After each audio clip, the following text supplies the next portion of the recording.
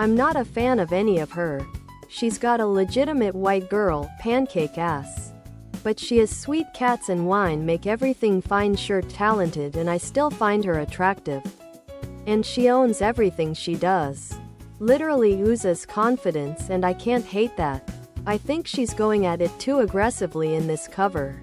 She has much better ones. Her Jolene cover is one of the best versions of the song I've ever heard. She really does have an amazing voice. I had this conversation with someone yesterday. Her stuff as a child sucked, but she was a kid. She is an adult and she is killing it with her talent. Good job. That performance was enjoyable.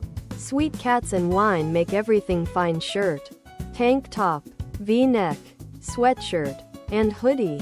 Tank top, sweatshirt, hoodie, V-neck. Miley Cyrus is amazingly talented and a cool person. Her Dolly Parton and Sweet. Cats and wine make everything fine. Shirts. Stevie Nicks renditions are amazing. Other products.